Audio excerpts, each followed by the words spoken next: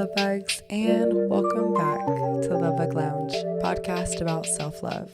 Tune in, transform, and continue your growth with me, your host Mia Rose, and occasionally my dog Buddha when he feels like joining us. Happy New Year, Lovebugs! I am so happy to have you back for the first episode of the year, the first episode of 2025. As some of you may know, I was extremely sick on New Year's Eve and New Year's Day and the time before and the time after. And I'm one of those people that is overly cocky about the fact that I don't get sick and that my immune system is just unbelievable and so extremely strong. And it was about a week before I got sick, I told some of my friends, I never get sick.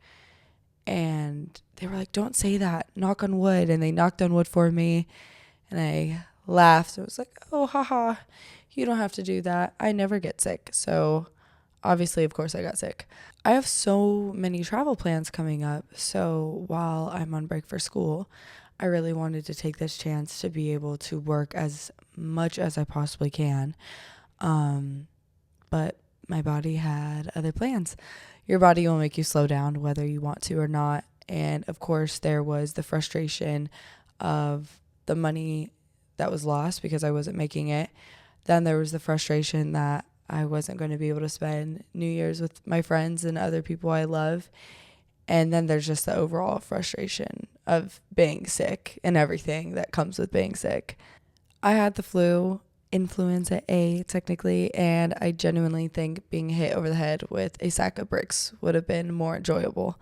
I had the chills, I was sweaty and cold, I was exhausted and couldn't sleep. My throat hurt so bad, and every time I talked I cough, and from coughing I swear I got the gnarliest six-pack anyone's ever seen. I was literally having muscle spasms because they were so sore. I was just miserable. I haven't felt that sick since I was a child. I thought the first day was bad. The second day was worse. I just had so much frustration on the how and the why. How did I let this happen? And why am I sick? I laid in bed and watched YouTube reels, TikTok reels, Instagram reels. I watched the sun come up and go down and it rain and shine, and I stayed in the same position, only being able to get up, go to the bathroom, sit in the shower, and I was so weak. I usually didn't even feel like I had the energy to roll over or adjust the blanket on top of me. And even though I couldn't do anything, I still found myself feeling mad at myself for being lazy. And when I realized this, I laughed at myself because even when I literally could not do anything, I couldn't even keep going, I was still mad at myself for something. I still found a way to be hard on myself.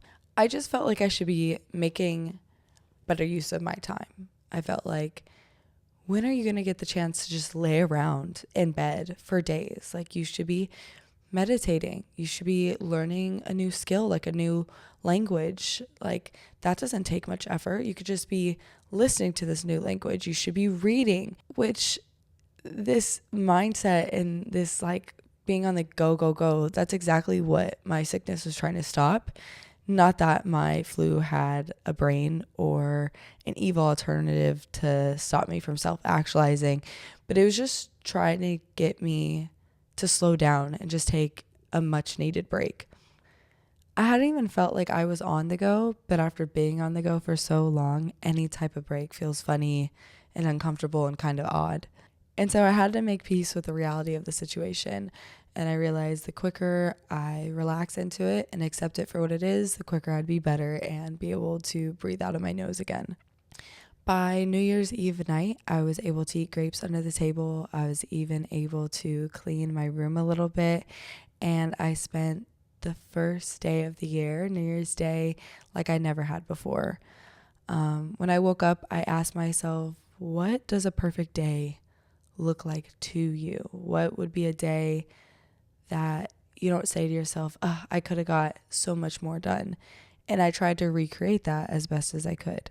So when I woke up, I didn't grab my phone right away. Instead, I actually got up, went to the kitchen, made some tea, took it to the balcony, and just sat in the sun and was able to read a new book.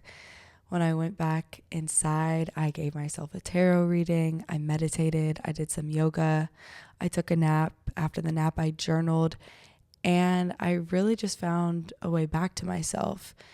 And it'd be the darndest thing, but do you know what came out of my mouth? Thank God I got sick. I can't remember the last time I did many of those things, and especially not in the same day. And if I didn't get sick, who knows when the next time would be. I laughed at myself about how the lesson always seems to be gratitude, and how many times in life I've lost sight of the things that really mattered, and there always seems to be this thing that happens that makes me fall to my knees and just be grateful for the basics again. I thought about how the practice of gratitude is so small and so simple, but it's life-changing, and it's a practice I'm glad that I've learned. And with those realizations, I knew I had to share with you, Lovebugs. It has been proven that the brain can't be in a state of fear and a state of appreciation at the same time. Or to put it another way, the brain can't be in a state of anxiety and a state of gratitude at the same time. As someone with general anxiety disorder, this study intrigued me. I thought, could this be the cure? No more 5 things I could see, 4 things I could touch, no more hyperventilating alone and pulling out my hair.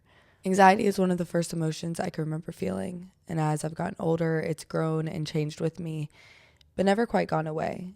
I can't say it's gotten better, and though I can't be completely sure, I do think it's because of my gratitude practice. Building a bit on last episode, it's hard to feel grateful with social media because it's hard to feel grateful while also wanting more and more. At least it is for me. Gratitude for me feels like the scale of just being completely content to being positively overjoyed and overflowing with positivity. And nowhere on this scale do I feel the feeling of lack that social media brings to me. And it's so easy to get swept up in this feeling of lack because it's not just social media and other people's lives telling us that we aren't good enough or we need to change or we need more in our life. It's everywhere. It's on TV. It's on the billboards when you drive. It's on the advertisements in the subway. It's on the commercials on your radio station or on the podcast breaks. Even in the movies. If you're a girl like me that loves early 2000s movies, you'll know that all of our favorite movies tell you that shopping will fix any problem. And the overall message that we learn from all of this is that we won't be happy without more and more and more. So it's not surprising that our everyday scene, home, job, body, wardrobe, routine doesn't make us happy. But all we need is a bit of perspective. And no, I'm not here to tell you, look at someone else's life and see how much better off you are. Does that make you happy? We are not here to compare each other's lives. Sometimes it takes people a scary or near-death experience. Sometimes it takes you a birthday that makes you realize how fast life is moving. Sometimes it takes losing someone or something. Sometimes it's a really great piece of art or film. For me, it's always looking back at my life and realizing I am everything my 13-year-old self would have wanted. For a while in my preteen and teenage life, I didn't think I'd even make it to 21. I was depressed as I could be, and I didn't see life getting much better. But on the days it was really hard to get through, I'd fantasize about what life would look like if I did make it out. If I was no longer depressed, if I didn't end my life. I dream about living alone, having my own schedule and rules. I'd make Pinterest boards about how I decorate and how I dress. And I look at my life now and it's better than I could have imagined. I want to take a second to thank that 13-year-old girl for hanging on. And I wish I could sit down with her today and tell her everything really does end up to be okay. And anytime I do this little practice of looking back and realizing how far I've come, it's almost like everything looks different. It's like I could really see the trees. I could really hear the birds. I see the dew on the little flowers. And I realize that gratitude is like this little experiment that I did in my sophomore anatomy class in high school. So I remember this clear as day. We straightened our arm and we placed, I think it was a quarter. As I said, I remember this clear as day. I can't remember the coin, but I'm pretty sure it was a quarter or a penny. And we placed it right below the crease on our arm. And you were supposed to time how long it took you to no longer feel the coin on your arm. And I vividly remember thinking, how am I not going to feel something pressed up against my skin, especially when I'm looking at it and I'm thinking about it? But it really happens. You don't feel it anymore. And you can do this at home. So yes, eventually you no longer feel it. And feelings of gratitude are a lot like this. You look around and you think, how can I not be grateful for this? Grateful for this moment, grateful for what I have. I'll never forget how happy I am to have this job or these friends or this home. And then in due time, without realizing it's even happened, you feel like what you have isn't good enough. You're ready to move on to the so-called next best thing. And it's the same with our achievements. Every time we are successful, we move the goalposts for what success actually looks like. It's like me being sick recently. When you're sick, all you care about is health. You can't wait for the day that you could just breathe through your nose, get up without feeling dizzy, and you think, whenever I'm healthy, I am never going to be ungrateful for my health ever again. But over time, in your good health, feeling good just becomes regular, becomes something you don't really think about. That is why we need consistent gratitude practices to remind us to feel, to notice, and just take a second to give thanks.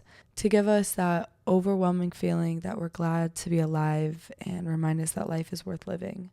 Anyone who is regularly grateful knows firsthand it does improve your life, even if you can't explain how or why. But for those people that need the cold hard facts and proof, don't worry, I got you. So all of this information I'm going to share with you is from Shawn Anker and his wife Michelle. They are both happiness researchers, and obviously you heard me say wife, but they're married, and I just think that's adorable. Their research has changed how I live my life, and it might change how you live yours. So their main point of research is happiness is a choice. Now, before you turn off this episode, just listen a little bit further. Many times we hear this, happiness is a choice, and we feel defensive. It feels like someone's saying, hey, if you aren't happy, that's your fault. You aren't doing good enough at life, and you just want to be a victim to your genes or your environment, and you don't actually want to really get better, when, of course, you actually really want to get better. Who doesn't? And I felt like this. I get it. I felt like those who say happiness is a choice, they just don't understand. But as somebody who has been on both sides, as somebody that once had debilitating depression, who used to consistently self-harm for years, who had a rampant eating disorder, and as someone that still deals with PTSD, and its triggers all of the time, but can genuinely say I do love life despite it all. And despite everything that's happened, I am an overall happy person. I am asking you to just listen. The worst that could happen, you disagree. And you keep living life as you are now. That is the worst that could happen. So bear with me, just keep listening. So their most important thing is that they define happiness as the joy you feel moving towards your potential. They don't define happiness as pleasure, which is very short and fleeting. And they recognize that joy is something you could feel even when life is not pleasurable. Shawn uses the example of when you're running and you're in pain, you could still feel joy. And he recognizes that most people are scared by happiness. They fear that happiness not only is fleeting and something that's constantly going to be chased and not fulfilled, it also makes people stagnant. And a lot of people feel like if I'm happy, I'll stop working on myself, or if I'm happy, I will stop working on the world around me. So that is why they understand that joy makes you want to spread that feeling, and it makes you want to work harder to create a life that is joyful and create a life for others to experience it. So I feel like that's a good place to start. Happiness is the joy you feel working towards your potential. And so Michelle and Shawn have many studies and many things you could do to improve your overall day-to-day happiness. But the most shocking to me, 3 minutes of watching bad news in the morning, of course, affects your mood and affects your day immediately. But you are also 27% more likely to report a bad day 6 to 8 hours later. Just 3 minutes in the morning or around the time when you first wake up can affect your whole day. And the reason for this is that your brain holds on the most strongly to things that it first sees, thinks, hears in the morning, and the last thing it thinks before it goes to bed. So this is the main reason that in 2025, I'm no longer going on my phone when I first wake up and for the first even 30 minutes after I first wake up, because I can't control what I see. I can't control what pops up on my feed. So instead of risking seeing something negative and possibly ruining my whole day, literally, I wait until I've settled into the day. Also, getting on your phone when you first wake up really, really hurts your dopamine. Okay, I'm going to try and explain this in a way that makes sense to everybody, no matter your background on psychology or the brain or your age. Dopamine is a key chemical that your body needs.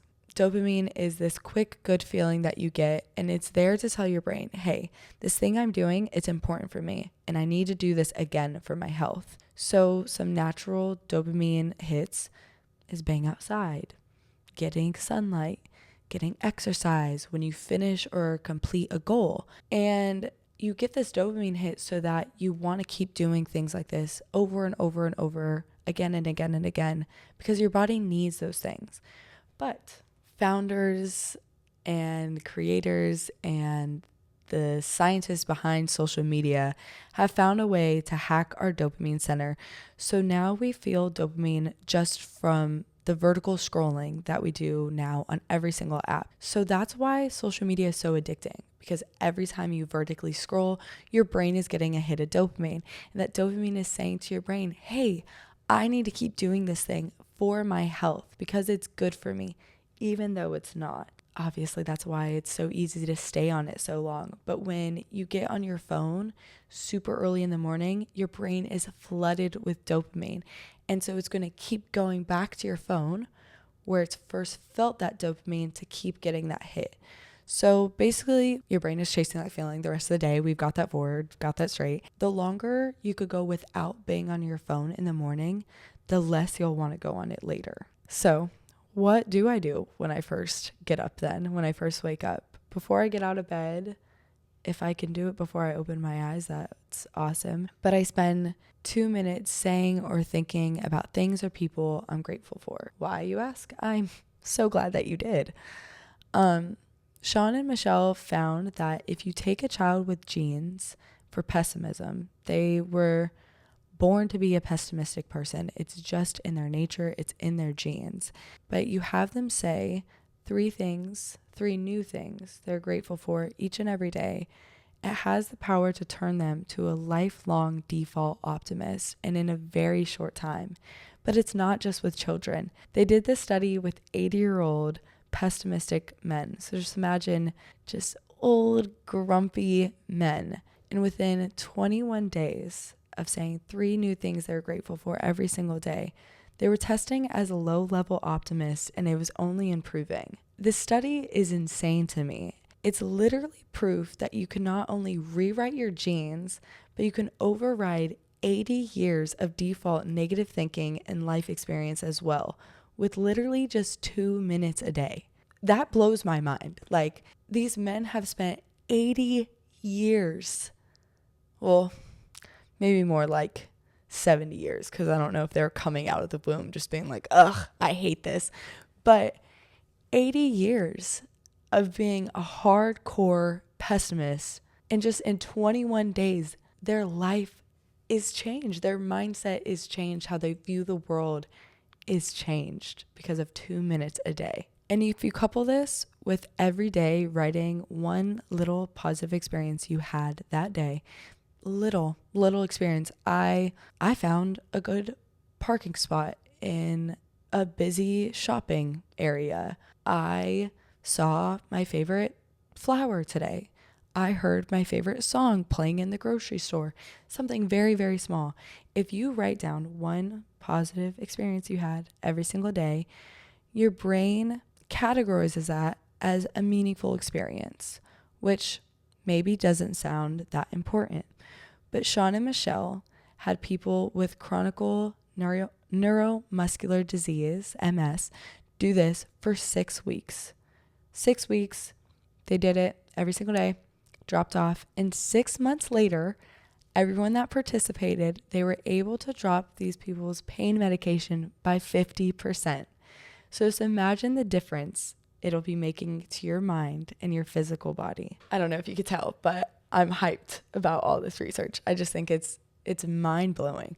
Overall, these things take 3 to 5 minutes every day, but they have the ability to completely change your life. And if you're interested in hearing more about what Shawn and Michelle have discovered, there's so many little things that you could do throughout your day to change your life. Please listen to Oprah Winfrey's Super Soul podcast. It's featuring Shawn Anchor, and it's called The Life-Altering Power of a Positive Mind. Oprah doesn't have necessarily like seasons. She has like years. Like that's how the podcast is categorized. So this one was released in 2022. Please take a listen. I'm telling you, that podcast has changed my life. I don't know how many times I'm going to say change my life. You could take a shot every time I do. But like I said, these small moments of gratitude have rewired my brain, and I want to share a little story of when it really hit me that it did.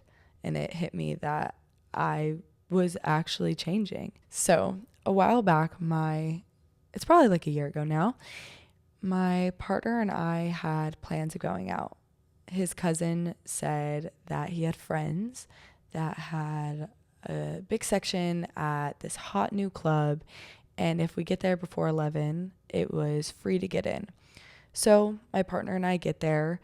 The only parking that's available is $40, so we pay it. We get in before 11, so at least we don't have to pay a cover fee. But there is nowhere to stand. Not because it was like poppin' and it was so crowded, there's nowhere to stand, but because every square inch of it was a section. There was like an area by the bathroom with like 2 bar stools. That was a $200 section. So there's nowhere to stand except like literally right outside the bathroom and kind of by the bar. And if you're standing by the bar, then you need to obviously be drinking.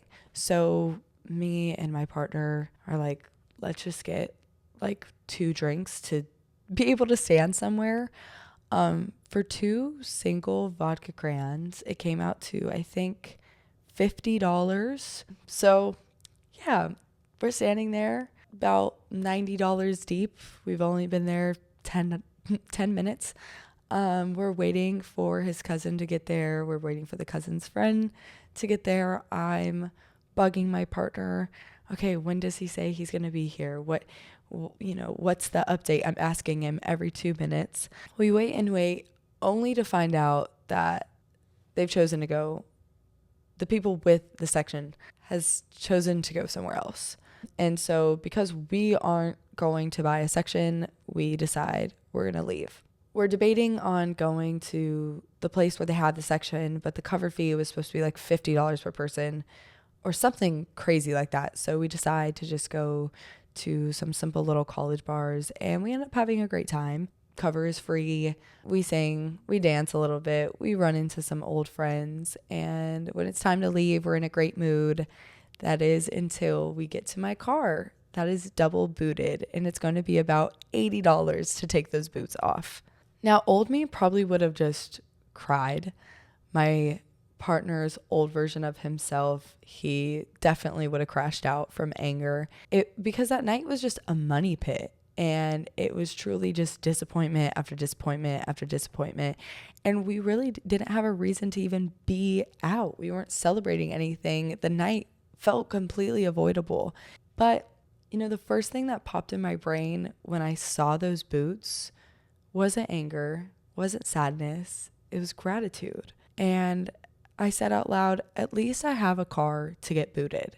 And my partner didn't look at me and scoff. He had said, at least we had the money to pay it. And then so I added, at least I have a job where I'll make this money back tomorrow. And he said, at least we have, what did he say?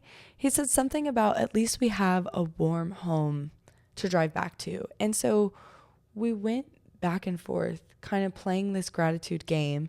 And by the time the boot guy came, he laughed at us and said something about we were the most positive couple he had ever encountered while doing his job. And just as I had mentioned in episode 2, we usually aren't given qualities, but instead we're given opportunities. And this was one of those times. I've always wanted to be an optimist, and this was an experience where I realized I'm being given the opportunity to recognize the good within the bad. And I had to ask myself, is it easier to be an optimist when everything is going great? Of course. But when does it matter? When everything is going bad. Gratitude is a practice, and the little small daily things come into play for a big moment like this. Ultimately, I came home and it was a great night.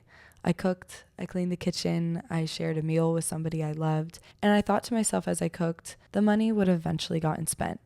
And someone playing devil's advocate might say, yeah, the money would have gotten spent, but you would have got something in exchange.